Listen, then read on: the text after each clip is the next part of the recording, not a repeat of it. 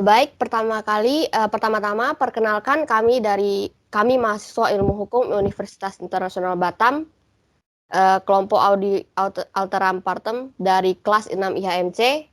Nama saya Abinianti, NPM 19 51006, dan ada anggota-anggota lainnya yaitu Nertivia, NPM 19 51001, Yongki NPM 19 51019, Erni NPM 19 51021, Delvi Aurelia Kuasa NPM 19 51033, Oktavila NPM 19 51068, Putri Aresta Nadia NPM 18 51133, dan Evita Intan Ceria dengan NPM 18 51068. Assalamualaikum warahmatullahi wabarakatuh. Shalom, Om Swastiastu, Namo Buddhaya, dan salam kebajikan. Selamat malam kepada dosen pengampu mata kuliah kriminologi kelas 6 IHMC, Bapak Tantimin SHMH, serta para peserta debat pada hari ini. Perkenalkan, nama saya Avinianti dengan NPM 19 51006, dan pada kegiatan debat pada hari ini, saya bertindak sebagai moderator yang akan memandu jalannya proses debat. Debat pada hari ini kami laksanakan untuk memenuhi kewajiban kami selaku mahasiswa dalam ujian tengah semester sesuai dengan arahan Bapak Tantimin SHMH selaku dosen pengampu kami.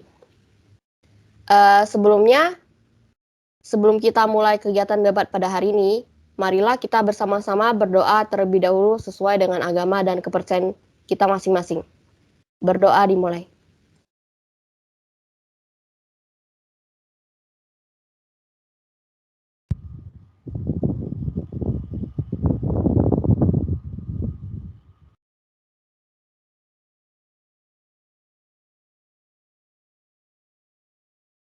Baik, berdoa selesai. Nah, sebelum kita mulai acara debat pada hari ini, apakah ada yang ingin disampaikan oleh Bapak Tantimin?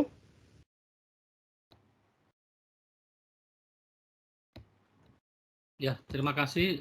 Nggak apa-apa, dilanjutkan aja, bahwa ini adalah perdebatan secara online, di mana ada dua kelompok, kelompok pro dan kontra, dengan sesuai dengan materi yang sudah diberikan. Nah, semoga hasil perdebatan ini menjadi suatu kesimpulan dan ada ilmu yang dapat diperoleh para mahasiswa untuk lebih mendalami mata kuliah hukum kriminologi ini. Untuk selanjutnya, saya persilakan dimulai aja. Baik, terima kasih kepada Bapak Tantimin SMA. Debat kita pada hari ini sesuai dengan tema ataupun topik yang telah kita sepakati bersama, yaitu pernyataan sebagai berikut. Sebab-sebab terjadinya kejahatan karena dipengaruhi oleh faktor lingkungan atau mazhab lingkungan karena kehidupan masyarakat yang berbeda-beda, individualisme, ekonomi, dan politik, lalu lintas yang membawa perubahan atau gerak masyarakat, dan kultur konflik.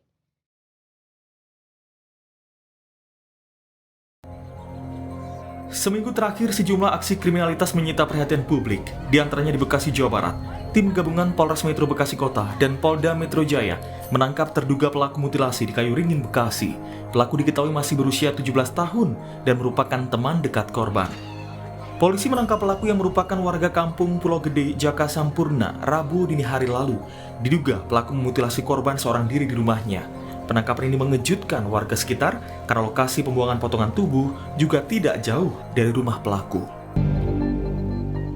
Sementara itu, polisi membentuk tim khusus gabungan Polres Metro Bekasi Kota dan Polda Metro Jaya untuk mencari potongan tubuh korban yang kini sudah ditemukan lengkap. Polisi menyebut pembunuhan berlatar belakang sakit hati pelaku terhadap korban yang kerap melakukan kekerasan. Setelah memutilasi, pelaku kemudian membuang potongan tubuh korban di tempat yang berbeda. Nah, sebelum masuk ke dalam proses debat, saya selaku moderator akan membacakan beberapa peraturan-peraturan dalam proses debat kita pada hari ini.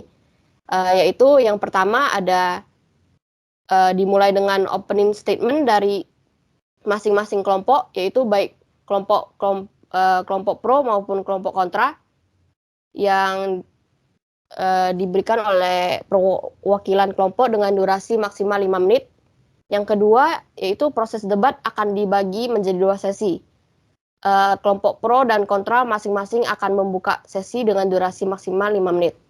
Yang ketiga adalah kesempatan untuk melakukan bantahan dari masing-masing kelompok akan diberikan setelah salah satu kelompok telah membuka sesi. Nah, kesempatan membantah ini akan saya berikan sebanyak 2 kali bagi tiap kelompok dengan cara menggunakan fitur raise hand pada platform Microsoft Teams ini. Dan durasi bantahan ini maksimal selama 1 menit tiap bantahan.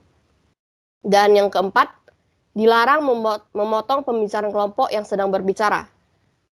Kesempatan untuk membantah akan diberikan setelah moderator memberikan kesempatan kepada anggota kelompok yang telah menggunakan fitur raise hand. Dan yang kelima, masing-masing kelompok memberikan closing statement di akhir acara debat dengan durasi maksimal selama 5 menit. Dan yang terakhir, durasi akan berjalan ketika anggota kelompok sudah memulai berbicara. Moderator hanya akan mengingatkan jika waktu tersisa 10 detik.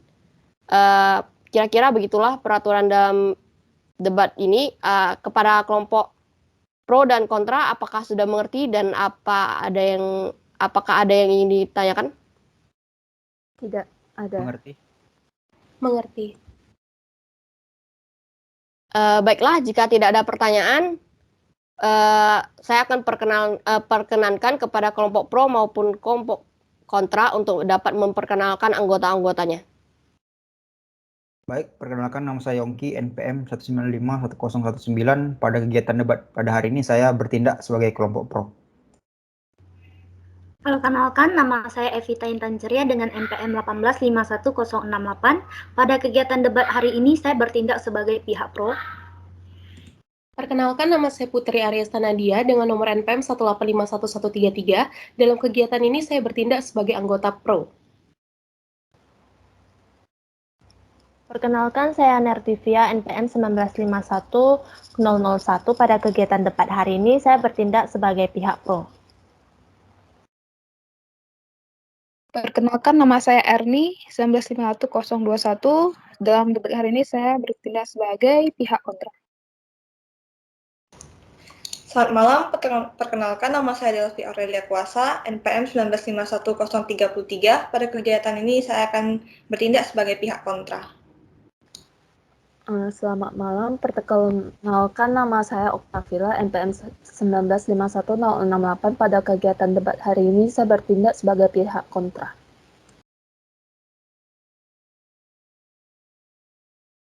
Baiklah, selanjutnya kita akan masuk ke dalam acara debat kita pada hari ini, yaitu akan dimulai dengan opening statement dari kelompok pro.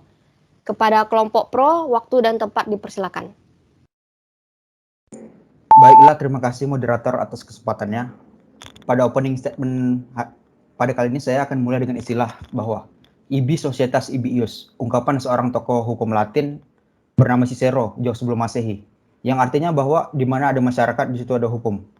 Istilah yang dipopulerkan Cicero tersebut saya rasa masih sangat relevan sampai keadaan hukum modern kita pada saat ini. Bahwa memang asal muasal ataupun keberadaan dari adanya hukum itu sendiri datang dari adanya sekelompok orang yang hidup di suatu tempat, secara berkesinambungan membangun kelompok sosial yang pada akhirnya menciptakan suatu kebudayaan. Kehidupan sosial budaya tersebut perlu diatur oleh suatu alat ataupun sistem sehingga terciptanya keselarasan dan keteraturan di suatu kelompok sosial budaya tersebut. Alat dan sistem tersebut adalah hukum. Hukum yang telah ada dari zaman dulu sampai saat di mana kita sekarang hidup. Hukum menentukan apa yang tidak boleh dilakukan dan apa kewajiban yang harus kita lakukan.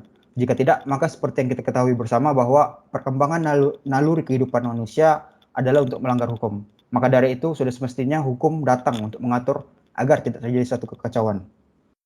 Dari hal yang saya sampaikan tadi, sudah sejatinya bahwa hukum itu saling berhubungan erat dengan suatu kelompok ataupun masyarakat.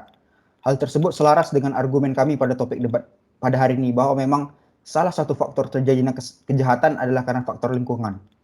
Mazhab lingkungan pada ilmu kriminologi merupakan suatu mazhab yang sangat logis dan relevan terhadap perkembangan hukum modern kita saat ini. Alexander Lacassagne sebagai tokoh utama yang mempopulerkan mazhab ini datang dari perkembangan situasi dan keadaan pola pikir serta lingkungan manusia yang semakin hari semakin maju. Pandangan bahwa kejahatan yang dilakukan oleh seseorang bisa jadi karena memang datang dari orang itu sendiri perlu diperhatikan lebih dalam lagi bahwa apakah memang orang tersebut melakukannya secara tiba-tiba dan tanpa adanya motif dasar apapun. Jika memang iya, apakah memang orang tersebut dibesarkan dalam lingkungan keluarga yang berantakan atau tidak? Atau jika pun tidak, apakah karena orang tersebut tidak suka dengan seseorang? Tidak suka dengan seseorang itu sudah merupakan ranah lingkungan, bukan datang dari dirinya sendiri. Lingkungan yang membuatnya tidak nyaman yang menjadikannya seperti itu. Perlu diketahui bahwa mazhab lingkungan adalah suatu konsep yang sangat luas. Lingkungan mulai dari keluarga, masyarakat, lingkungan ekonomi, politik di suatu negara, tempat dia tinggal, perubahan budaya yang drastis sehingga menyebabkan culture shock, dan lain sebagainya. Sehingga tidak dipungkiri lagi bahwa suatu kejahatan tidak dapat terlepas dari pengaruh lingkungan. Faktor lingkungan itu sendiri juga harus secara kolektif terpenuhi. Dalam artian bahwa tidak hanya satu aspek lingkungan saja yang terpenuhi, tetapi aspek-aspek lingkungan lainnya juga harus secara bersamaan terpenuhi. Sebagai contoh, jika ekonomi saja yang kuat, namun dari segi budaya, politik, dan pendidikan masih kurang, tetap saja rawan terhadap angka kejahatan yang terjadi. Sebagai contoh, Korea Selatan. Kita kenal bersama, walaupun kualitas pendidikan di negara tersebut sangat baik, namun secara sistem penegakan hukum dan secara budaya pemerintahan mereka masih terdapat hal yang kurang baik. Sampai-sampai mereka melakukan semacam revolusi di bidang hukum untuk mencegah terjadinya korupsi. Salah satu aturan yang cukup terkenal yaitu memperkenalkan undang-undang yang melarang orang membeli makanan senilai lebih dari 30.000 won Korea atau $27 US untuk pejabat publik, untuk pegawai negeri, wartawan, dan guru sekolah. Terakhir, saya ingin menutup opening argumen ini dengan rumusan yang dikatakan oleh Alexander Lacassagne sebagai tokoh yang mempopulerkan mazhab lingkungan, yaitu Alexander Lacassagne pernah berkata bahwa yang terpenting adalah keadaan sosial sekeliling kita.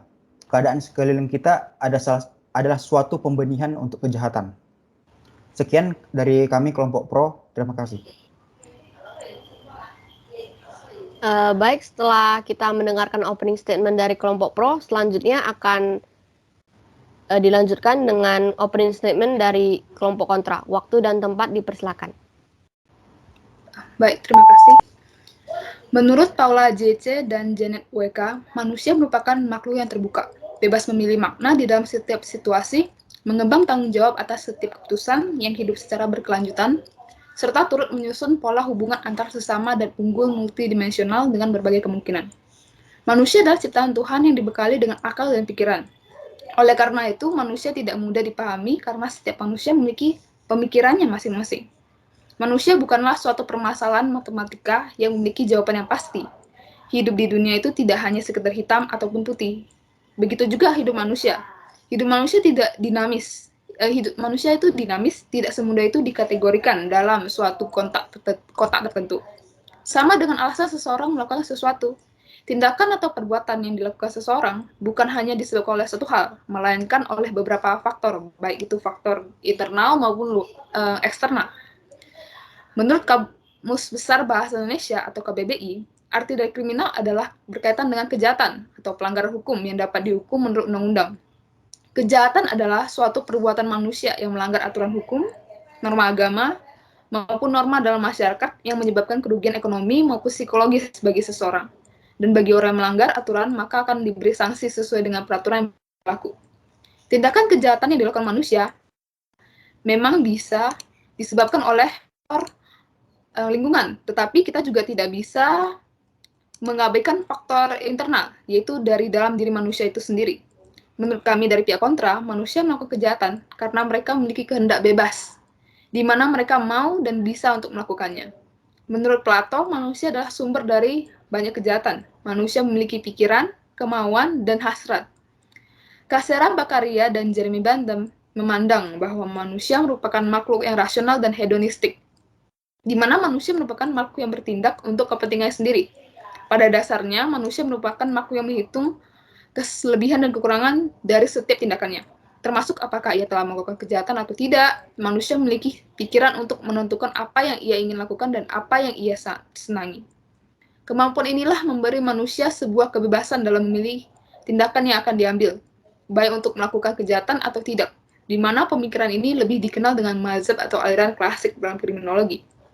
Tindakan kejahatan dilakukan berdasarkan keputusan dari orang tersebut untuk memilih apakah akan melakukan atau tidak melakukan suatu tindakan kejahatan. Seperti apapun kondisi lingkungan kondisi ekonomi, politik, maupun budaya seseorang, pada akhirnya orang itulah yang akan membuat keputusan apakah akan melakukan tindakan atau tidak. Maka dari itu, kami dari pihak kontra berpendapat bahwa penyebab manusia melakukan kejahatan tidak hanya karena faktor lingkungan, tetapi karena faktor yang tertanam dalam diri manusia itu sendiri, yang dipengaruhi secara psikis oleh akal pikir diri sendiri. Manusia memiliki kemampuan untuk berpikir dan membuat keputusan itu secara pribadi. Kesadaran atau moralitas manusia adalah salah satu faktor besar yang mempengaruhi seseorang dalam melakukan kejahatan. Terakhir, perlu diingat Kasara Bacaria menyebutkan bahwa setiap orang yang melanggar hukum telah memperhitungkan rasa sakit yang diperoleh dari perbuatan tersebut. Sekian, terima kasih. Wah, argumen awal dari kedua kelompok sudah cukup menarik ya. Baik, karena kedua kelompok sudah selesai melaksanakan opening statement masing-masing, maka dari itu selanjutnya kita akan masuk ke dalam sesi pertama debat kelompok pada hari ini. Kesempatan pertama ini akan saya berikan kepada kelompok pro terlebih dahulu. Waktu dan tempat saya persilakan. Baik. Faktor lingkungan memiliki pengaruh yang besar terhadap kejahatan yang terjadi di suatu negara. Perumpamannya seperti ini, bahwa suatu kehidupan bermasyarakat dan bernegara niscaya akan tentram dan teratur jika perut masyarakat itu sendiri sudah kenyang. Kenyataannya, tidak dapat dipungkiri bahwa tingkat kemakmuran di suatu masyarakat menentukan bagaimana keadaan lingkungan masyarakat itu sendiri. Logika dasarnya seperti ini, bahwa sekelompok masyarakat di suatu daerah dengan angka kemakmuran yang rendah cenderung menimbulkan angka kriminalitas yang tinggi. Sebaliknya, suatu daerah kelompok masyarakat yang tingkat kemakmurannya tinggi cenderung lebih sedikit tingkat kriminalitasnya daripada daerah yang masyarakatnya kurang makmur.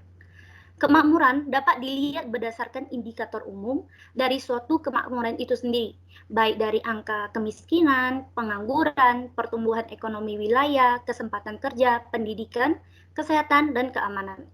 Kejahatan akan berkurang dan bahkan tidak akan terjadi jika faktor ekonomi seperti kemiskinan, angka pengangguran, dan kesempatan kerja sudah teratasi.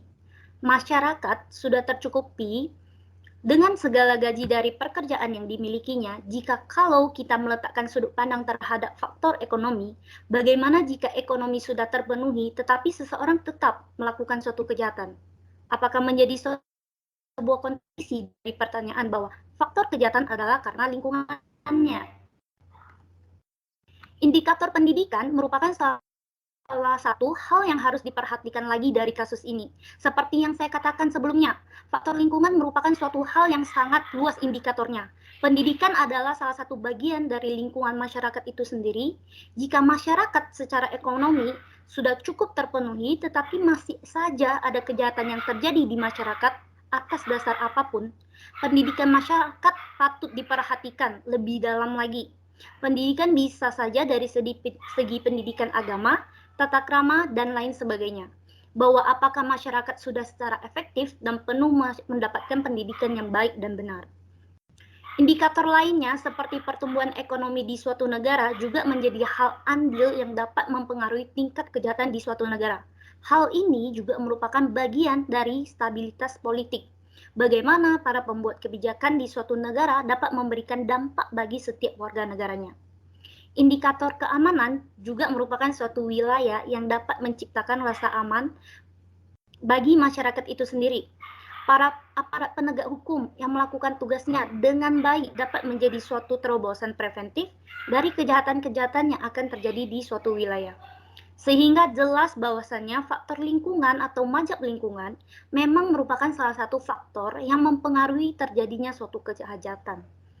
Argumen-argumen yang saya sudah paparkan tadi juga sudah sangat menjelaskan bahwa sejatinya memang kemakmuran masyarakat di suatu negara dapat meminimalisir terjadinya kejahatan. Sekian dari grup pro.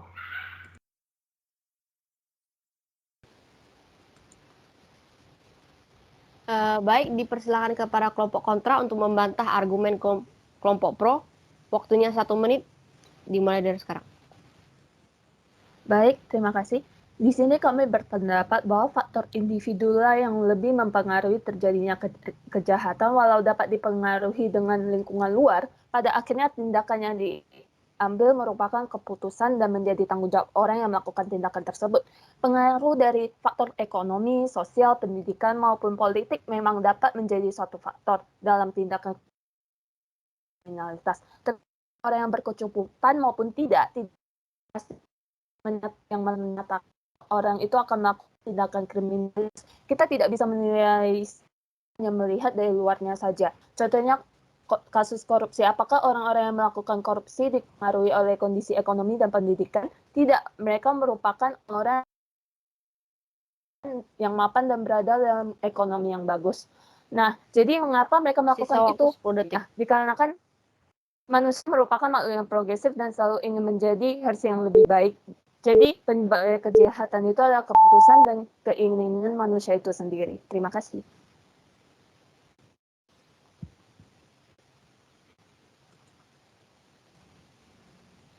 Baik, pada kelompok kontra untuk membantah argumen kelompok pro, waktunya 1 menit.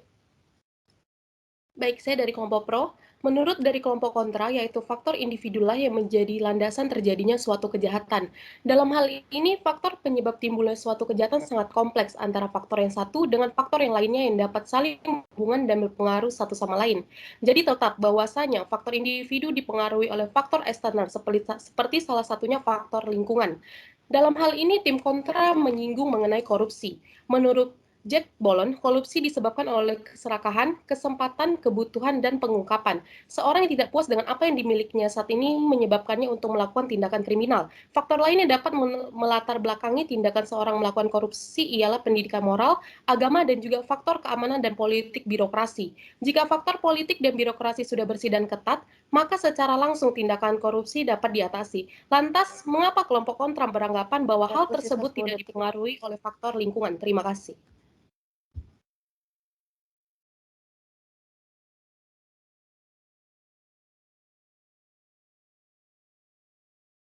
Baik, waktu 1 menit dipersilakan kepada kelompok kontra untuk membantah argumen dari kelompok pro.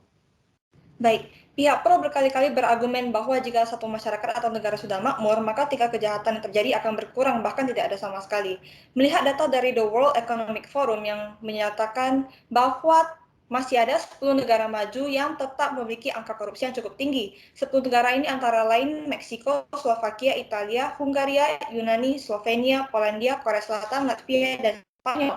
10 negara ini sudah merupakan negara yang memiliki kekuatan ekonomi dan kualitas pendidikan yang bisa dibilang sangat baik.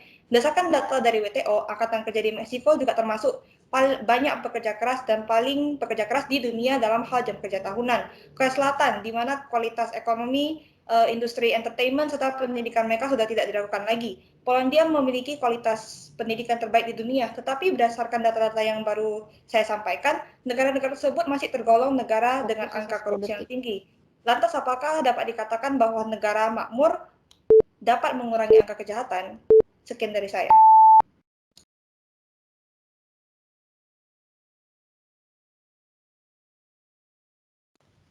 Baik, waktu 1 menit dipersilakan lagi kepada kelompok pro untuk membantah argumen dari kelompok kontra. Baik, terima kasih moderator atas kesempatannya. Untuk menyimpulkan bahwa apakah negara maju secara serta-merta dapat meredam angka kejahatan korupsi, kita tidak bisa begitu saja menyimpulkan bahwa dari satu sudut pandang yang bias. Ada berbagai faktor lingkungan lainnya di luar hal yang disampaikan oleh kelompok kontra barusan. Perlu diperhatikan dan dikaji lebih dalam lagi mengenai negara-negara yang barusan disebut oleh kelompok kontra. Jika kita ambil contoh Meksiko, memang negara tersebut memiliki kekuatan ekonomi yang cukup besar. Namun apakah hal tersebut dapat kita simpulkan dapat mencegah angka korupsi? Atau apakah bisa hal tersebut disebutkan bahwa korupsi yang terjadi datang dari manusianya sendiri? Menurut tim pro, hal tersebut terjadi karena budaya politik dan kotornya pemerintahan di negara Meksiko. Dari data dari sumber yang sama yang dipaparkan oleh kelompok kontra, di Meksiko terjadi kejahatan terorganisir, skandal suap, dan media manipulasi yang sangat merusak akuntabilitas negara. Apakah kualifikasi kejahatan yang terjadi tersebut disebabkan oleh individu internal manusia? Nah, kami rasa tidak. Sekian, terima kasih.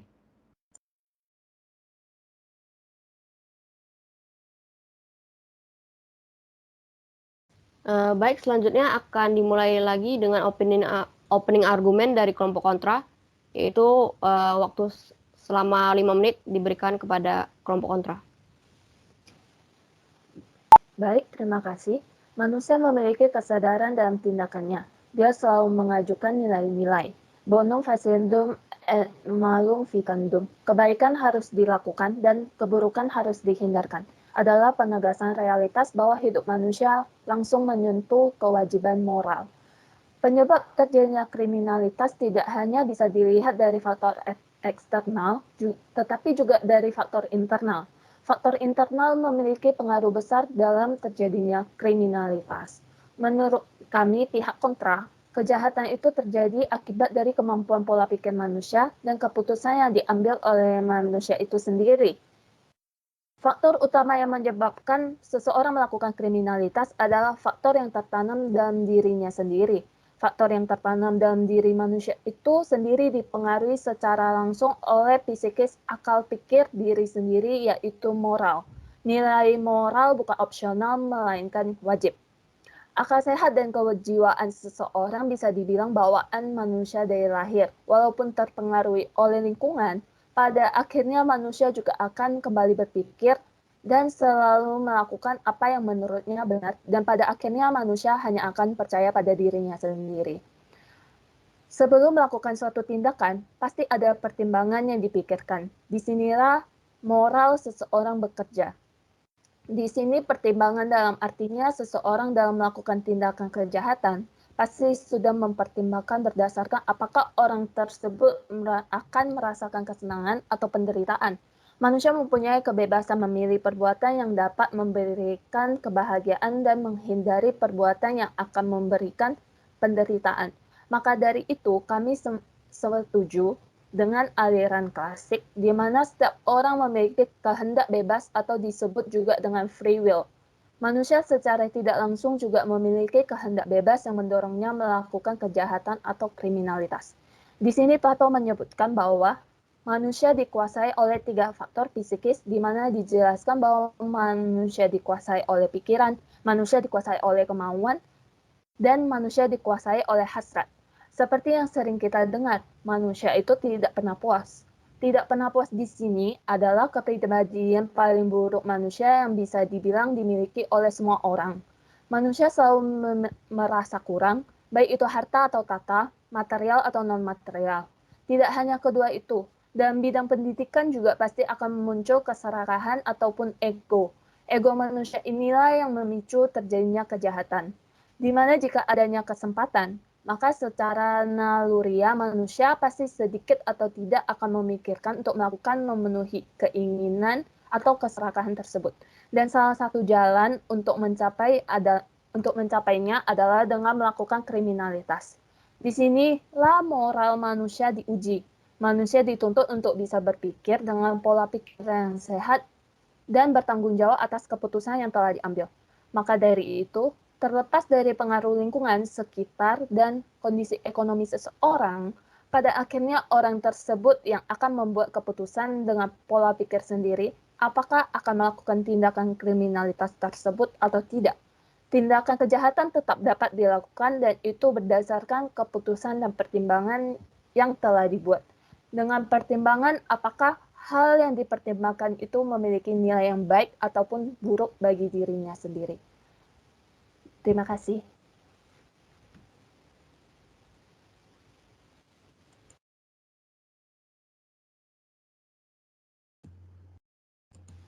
Baik, waktu 1 menit dipersilakan kepada kelompok pro untuk membantah argumen dari kelompok kontra.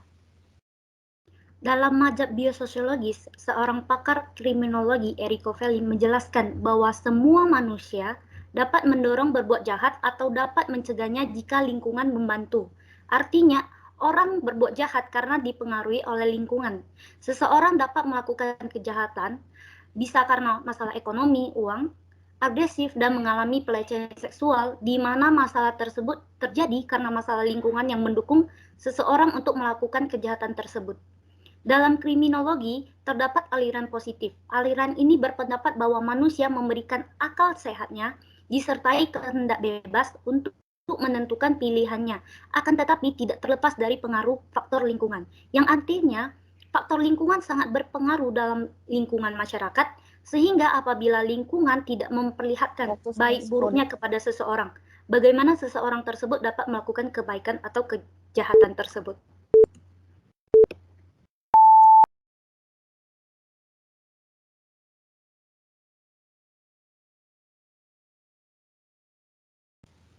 Waktu 1 menit dipersilakan kepada kelompok kontra.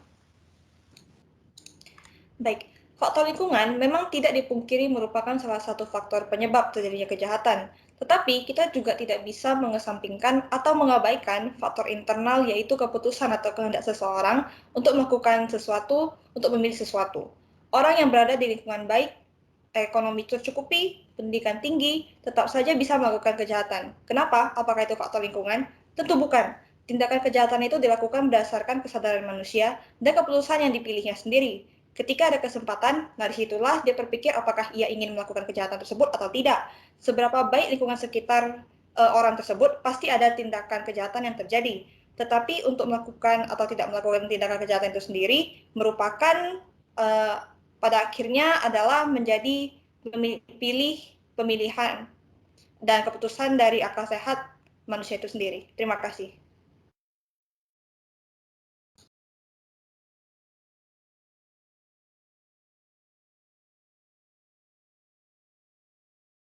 Waktu 1 menit dipersilakan kepada kelompok pro. Apa yang membuat grup kontra sangat yakin dengan mengatakan bahwa seseorang yang berada di lingkungan yang baik, ekonomi tercukupi, dan berpendidikan tinggi tetapi masih melakukan kejahatan namun bukan dari faktor lingkungan. Bisa kita lihat orang dengan kebutuhan yang sudah berkecukupan saja masih melakukan kejahatan seperti mengambil hak milik orang lain, mencuri dengan tujuan apa? Untuk mencari perhatian orang lain, baik dari keluarga atau teman-temannya, yang dimana kejahatan dilakukan karena keadaan lingkungan yang memaksanya untuk melakukan kejahatan tersebut. Dalam teori association differential yang dikemukakan oleh Sutherland, mengatakan bahwa seseorang melakukan kejahatan karena hasil peniruan, di mana seseorang meniru dari perilaku orang lain, baik dari lingkungan keluarganya, teman-temannya, bahkan orang asing sekalipun, yang dapat memperlihatkan sehingga dorongan dari lingkungan tersebut sangat berpengaruh dari seseorang melakukan kejahatan.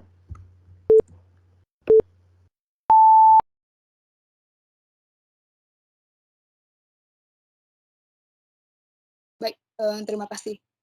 Menurut kami, untuk melakukan kejahatan tidak perlu suatu keadaan yang memaksa. Jika ada niat dan kesempatan, maka kejahatan tetap bisa terjadi.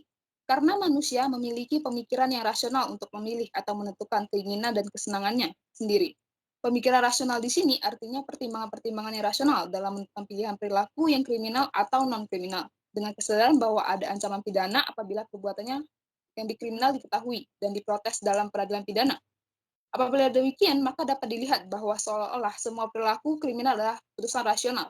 Dalam teori kriminologi, yaitu psikoanalitik teori, Alexander Daspap menyatakan bahwa kriminalitas merupakan bagian dari sifat manusia.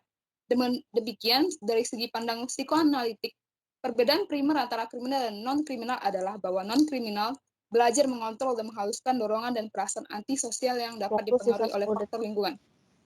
Dari itu kami mencapai keyakinan bahwa faktor lingkungan tidak cukup untuk mendorong seseorang untuk melakukan tindakan kejahatan.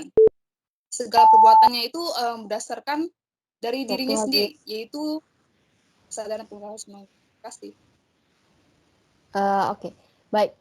Ternyata setelah kita mendengar argumen-argumen para kelompok dari sesi pertama aja udah lumayan menarik ya. Nah, untuk memeriahkannya lagi, kita akan lanjutkan pada sesi kedua. Peraturan debat pada sesi kedua ini tetap sama seperti sesi sebelumnya. Apakah kedua kelompok mengerti dan sudah siap melanjutkan proses debat ini? Mengerti dan siap. Baik, akan dimulai lagi dengan opening argumen dari kelompok pro, yaitu selama 5 menit. Waktu dan tempat dipersilakan. Baik, terima kasih kepada moderator. Argumen yang mengatakan bahwa suatu kejahatan tidak terlepas dari pengaruh lingkungan bisa diambil contoh kasus yang sering terjadi di sekitar kehidupan kita.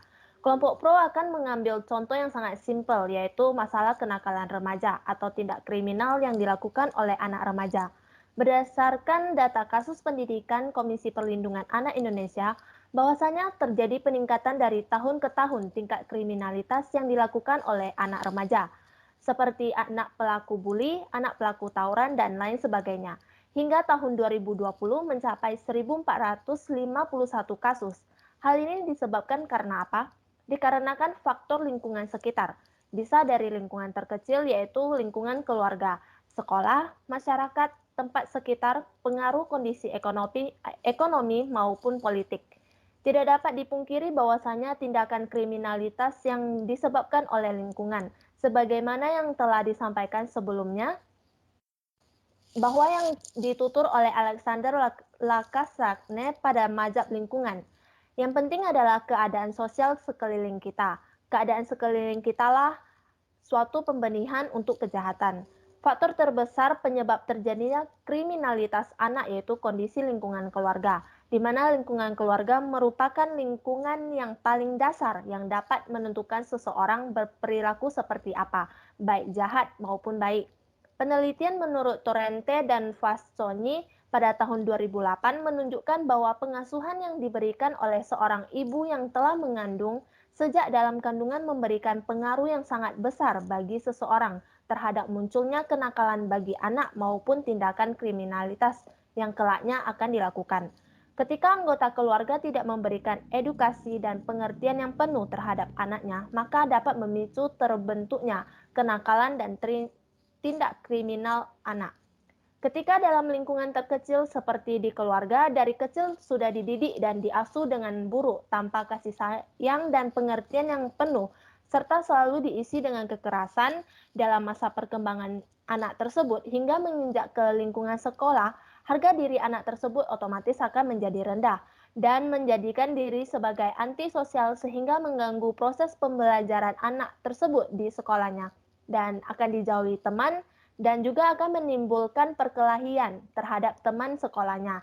Hingga ia menginjak dewasa, kekerasan akan ditanam terus-menerus sejak kecil akibat lingkungan keluarganya yang terus terbawa sampai ke lingkungan masyarakat. Hal tersebut sangat membahayakan. Dapat dilihat bahwasannya lingkungan jelas membawakan pengaruh yang sangat besar terhadap kejahatan yang akan dilakukan oleh seseorang.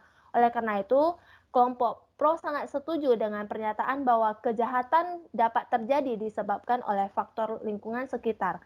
Sekian, terima kasih. Saya kembalikan kepada moderator.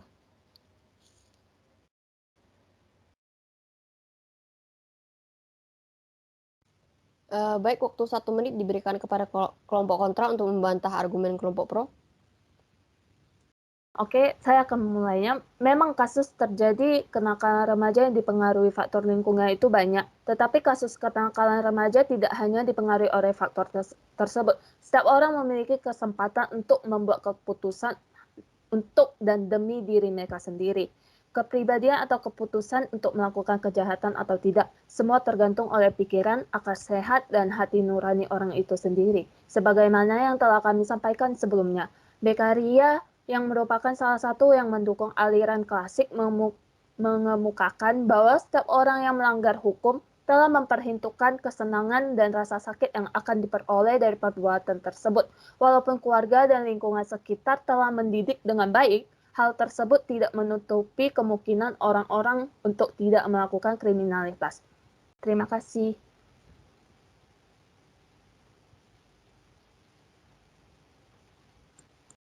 Baik, kepada kelompok pro dipersilakan.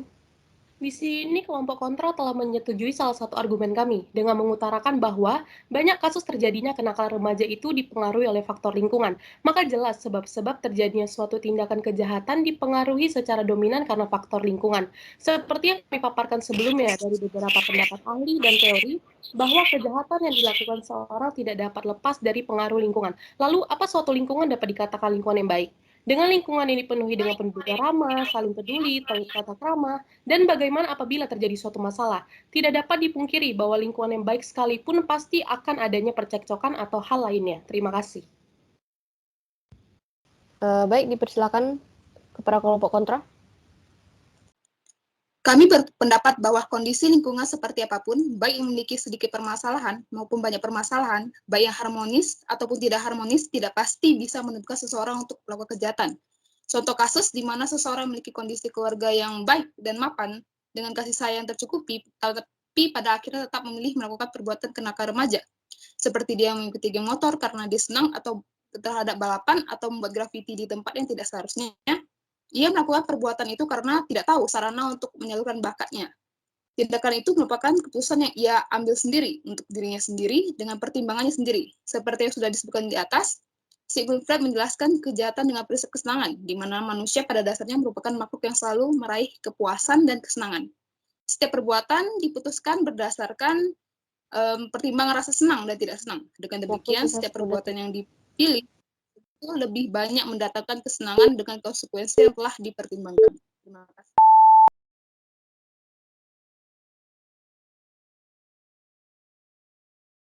Baik, waktu 1 menit dipersilakan kepada kelompok pro.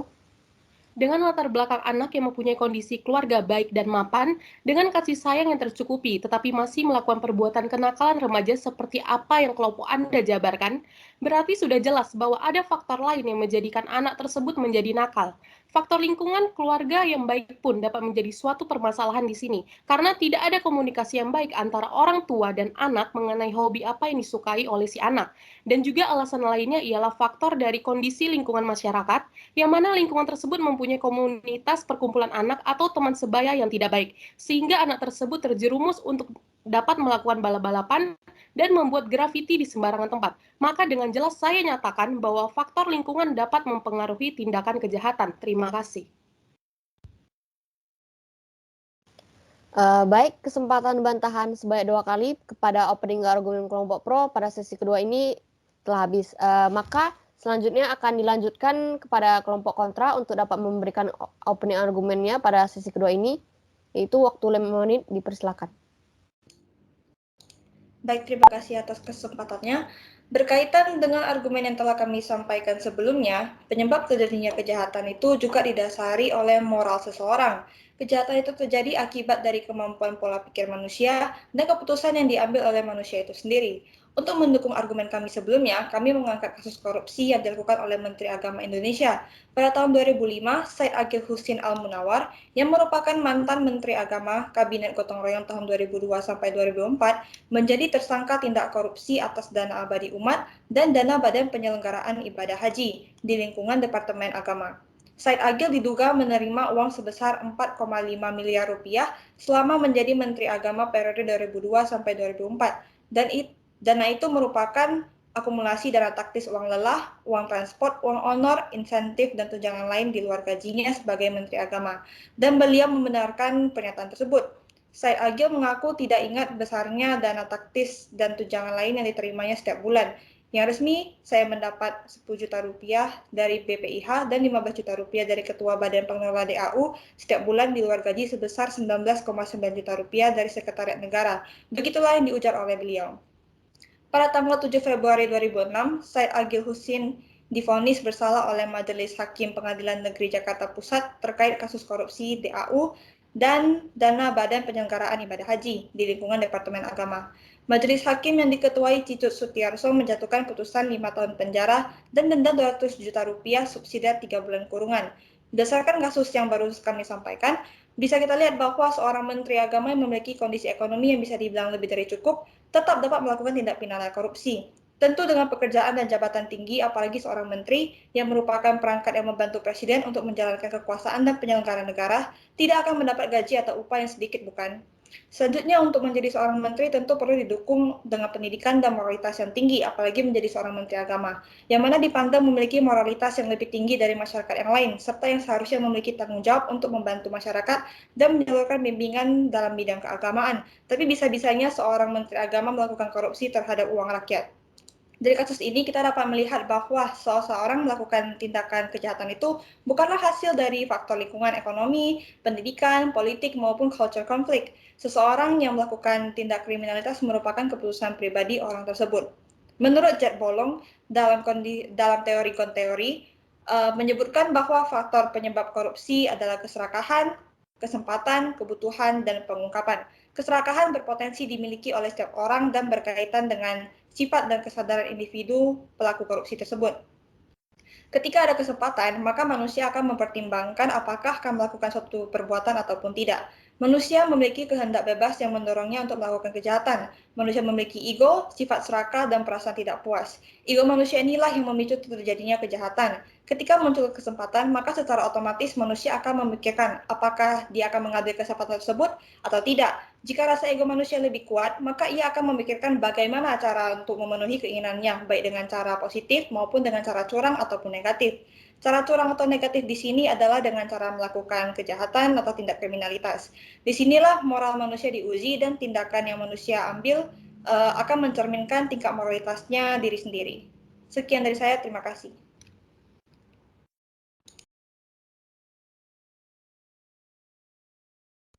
Baik, waktu 1 menit diberikan kepada kelompok pro. Terima kasih kepada moderator. Kelompok kontra mengatakan bahwa ketika ada kesempatan maka manusia akan mempertimbangkan apakah akan melakukan suatu perbuatan atau tidak. Manusia memiliki kehendak bebas untuk mendorongnya untuk melakukan kejahatan. Nah, kesempatan itu terjadi dari mana? Kesempatan terwujud dari faktor lingkungan yang mendukung. Faktor kesempatan yang menyebabkan korupsi yang dimaksud adalah kekosongan pengawasan yang menyebabkan hal tersebut terjadi, bukan?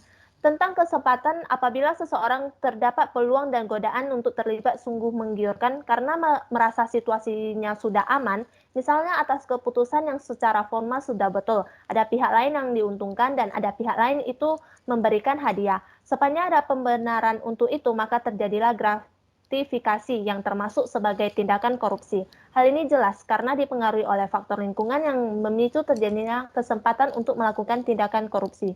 Terima kasih, saya kembalikan kepada moderator.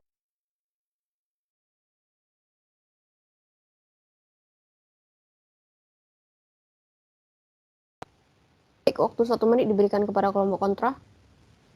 Baik, terima kasih. Memang faktor lingkungan bisa saja menjadi salah satu penyebab terjadinya korupsi pada kasus tersebut. Tetapi yang mau kami tekankan adalah pada akhirnya manusia sendiri yang akan memutuskan tindakan apa yang akan ia ambil. Seberapa besar atau kecilnya kesempatan yang disebabkan oleh faktor lingkungan, apabila orang tersebut tidak mengambil kesempatan itu, maka tidak akan terjadinya kriminalitas. Kesempatan memang merupakan faktor pendorong, tetapi pada kondisi inilah dapat kesadaran hati nurani sendiri memenangkan sifat ego dan keserakahan yang ia miliki. Contohnya, saat kita melihat lampu hijau yang akan berubah menjadi lampu merah, pada kondisi itu kita bisa menerobos. Tetapi pemikiran dan akal kita sendirilah yang akan memutuskan. Kami mengutip pandangan Descartes di mana bukan hanya bahwa right devils, nilai moral yang tergantung pada kesetiaan akan akal budi, tetapi juga rasio tergantung pada free degree of God. Juga Samuel Pufendorf berpendapat bahwa moralitas amat tergantung pada free will of God. Sekian dari saya, terima kasih.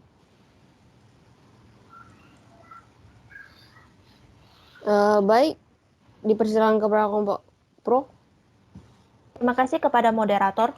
Kelompok kontra mengambil contoh kecil seperti lampu merah. Sekarang contoh kecil yang akan kami perumpamakan juga sama dengan lampu merah yang kelompok pro contohkan. Kelompok kontra mengatakan bahwa melihat lampu hijau yang mau berubah menjadi merah dan melihat kondisi tersebut muncul benak pikiran. Apakah akan kita menerobos lalu lintas tersebut? Nah, semua kembali ke benak pikiran dan akal sehat seperti yang diutarakan oleh kelompok kontra. Namun secara prakteknya, ketika lampu lalu lintas ini berwarna hijau dan akan menjadi merah, para pelalu lintas pasti akan memastikan di wilayah sekitar apakah terdapat polisi atau lembaga yang berwenang menangani hal lalu lintas yang berada di sekitar tersebut. Apabila tidak ada, maka orang tersebut akan terus menerobos dan tidak peduli dengan hal di lingkungannya. Daripada harus menunggu beberapa menit rambu lalu lintas menjadi hijau, lebih baik saya langsung lurus saja menerobos lalu lintas tersebut. Hal tersebut sering terjadi, bukan? Maka hal ini terjadi karena adanya faktor lingkungan yang mendukung untuk melakukan kejahatan. Terima kasih. Saya kembalikan kepada moderator.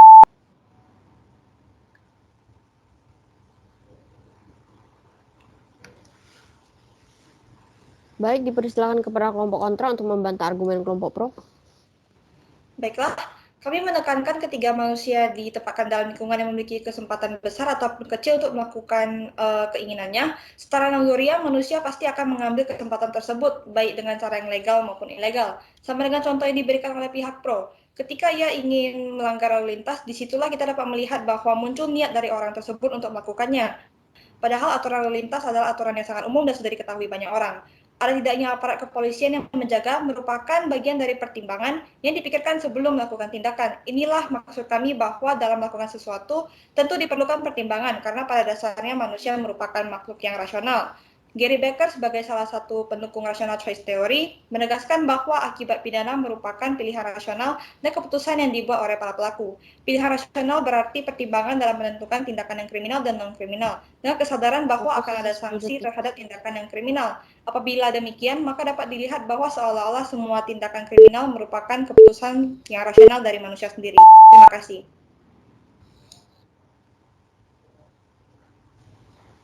Baik, ternyata kesempatan untuk membantah bagi tiap kelompok sudah habis, yaitu sebanyak 2 kali. Ternyata maka dari itu selesailah rangkaian acara debat kita pada hari ini. Dan selanjutnya kita akan menutupnya dengan sesi closing statement dari masing-masing kelompok. Nah, sebelum lanjut ke sesi closing statement, saya akan memberikan waktu selama 1 menit kepada masing-masing kelompok untuk dapat mempersiapkan closing statement-nya.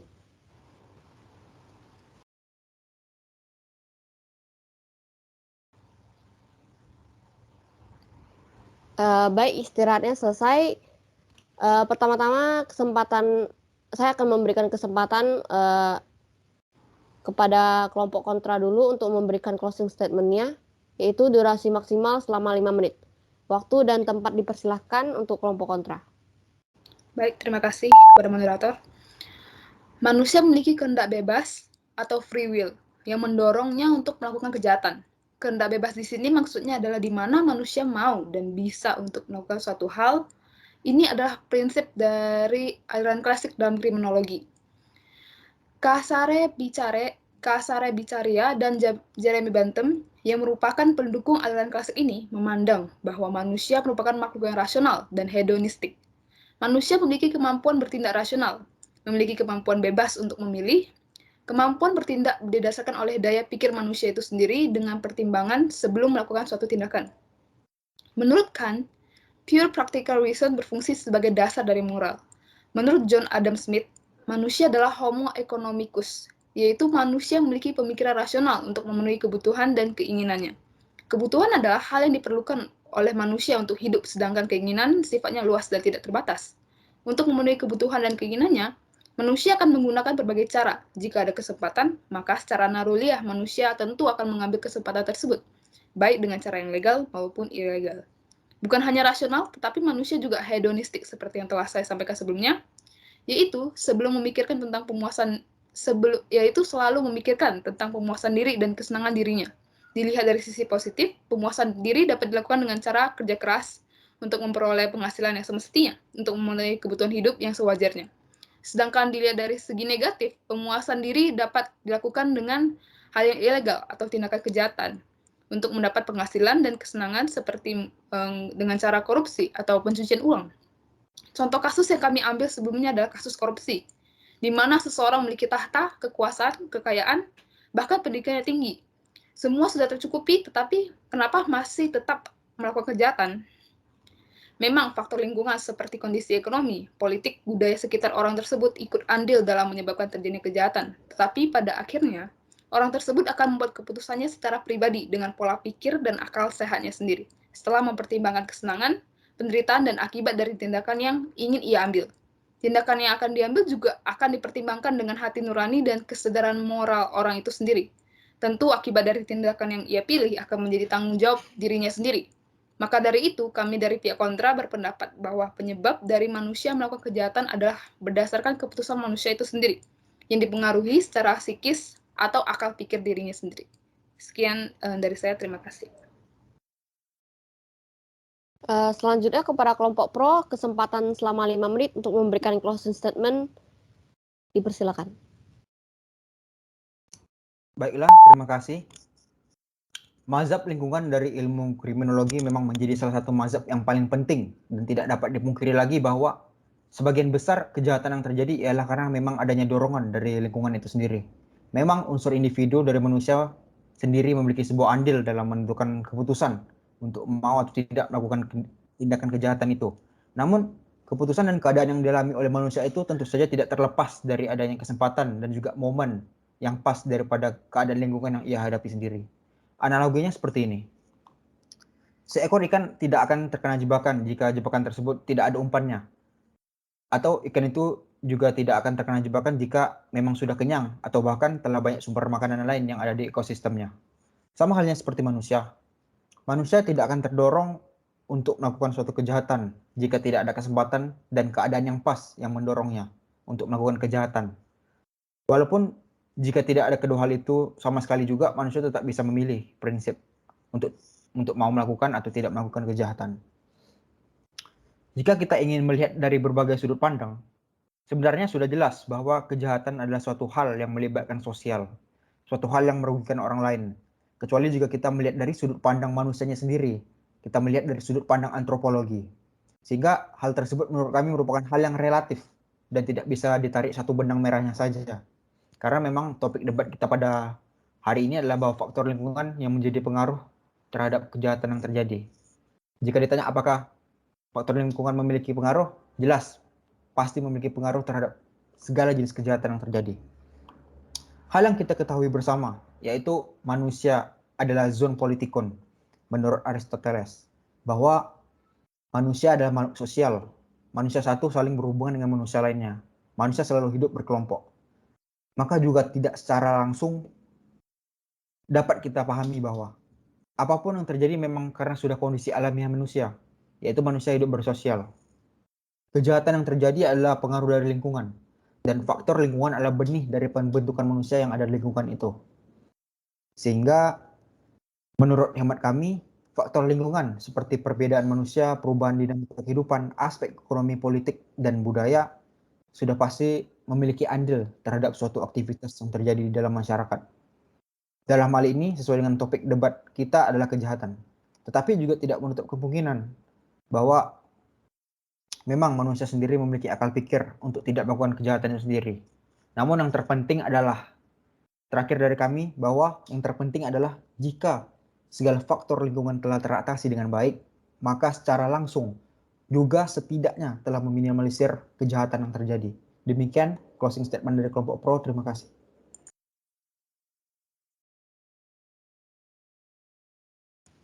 Baik, tidak terasa ya, ternyata acara debat kita pada hari ini sampai pada titik terakhir. Selanjutnya, saya sebagai moderator akan menyimpulkan rangkaian acara debat kita pada hari ini.